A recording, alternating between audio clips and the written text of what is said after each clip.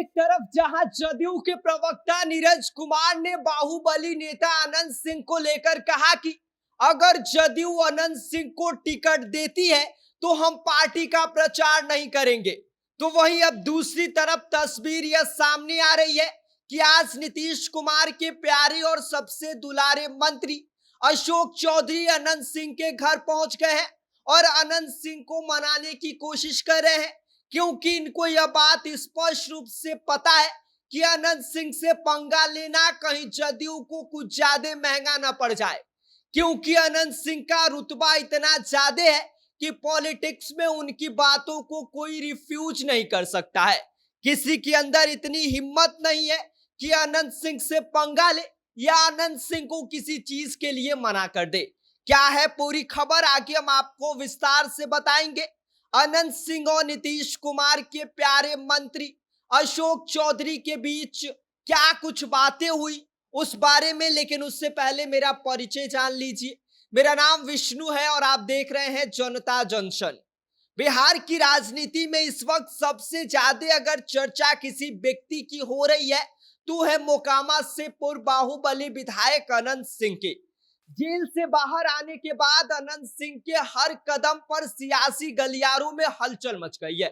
कभी नीतीश कुमार के साथ मुलाकात को लेकर, तो कभी लल्लन सिंह से चाय पर गपशप को लेकर, और अब तो नीतीश कुमार के खासम खास मंत्री अशोक चौधरी उनके घर पर पहुंच गए हैं।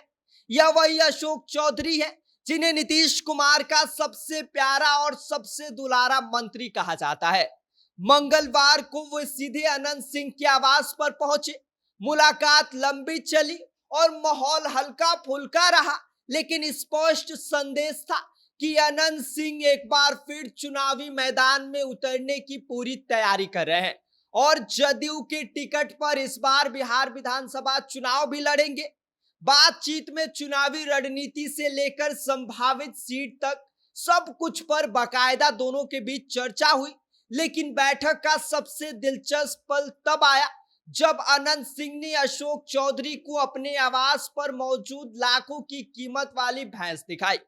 भैंस दिखाने के बाद माहौल में हल्की फुल्की हंसी ठिठोली भी हुई, लेकिन पॉलिटिकल मैसेज सीधा था कि अनंत सिंह की ताकत सिर्फ मैदान में नहीं है बल्कि उनके स्टाइल में भी है।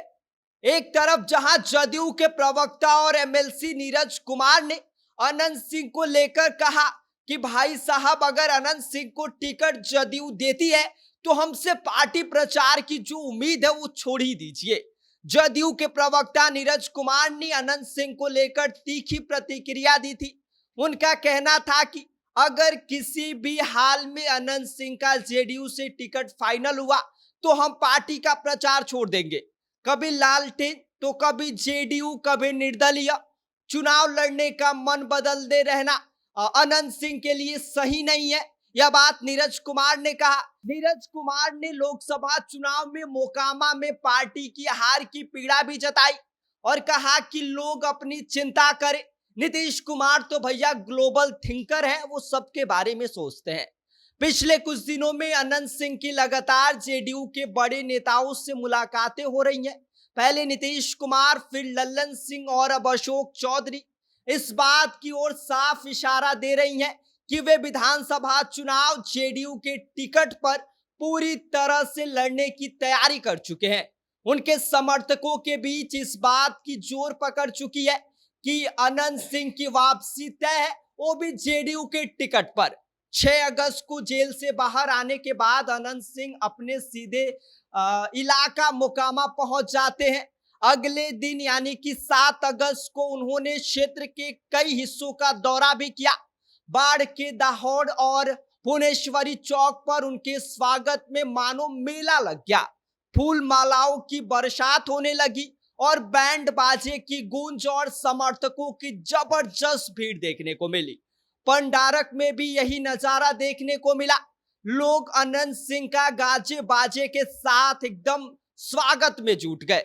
जहां एक तरफ नीरज कुमार के बयान से यह साफ है कि पार्टी में अनंत सिंह की वापसी को लेकर सभी की राय एक नहीं है, लेकिन दूसरी तरफ अशोक चौधरी के उनके घर तक पहुंचने की तस्वीर यह जरूर स्पष्ट करती है कि जेडीयू उन्हें नाराज करने का जो जोखिम है वो उठाना नहीं चाहती है, क्योंकि उन्हें इस बात का पता है कि अगर अनंत सिंह से हम जोखिम मोड़ लेते हैं तो इसका सबसे ज्यादा नुकसान कहीं जेडीयू को ना उठाना पड़ जाए। बिहार की राजनीति में अनंत सिंह का रुतबा ऐसा है कि शायद ही कोई ऐसा नेता होगा जो खुलकर सामने से टकराने की हिम्मत करे।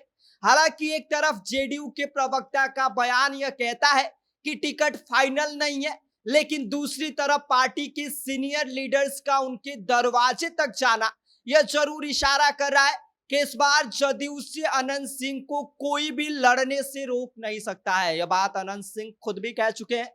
लेकिन अभी तक सवाल यही फंसी हुई है कि क्या नीतीश कुमार और जेडीयू अनंत सिंह को टिकट देकर चुनावी मैदान में उतारेगी या नहीं, या फिर जो यह मुलाकातें हैं यह सिर्फ राजनीतिक दबाव बनाने की कवायद साबित होगी। अब जवाब चाहे जो भी हो, एक बात तो तय है कि बिहार की सियासत में बाहुबली का रोल अगले कुछ महीनों तक सुर्खियों में रहने वाला है।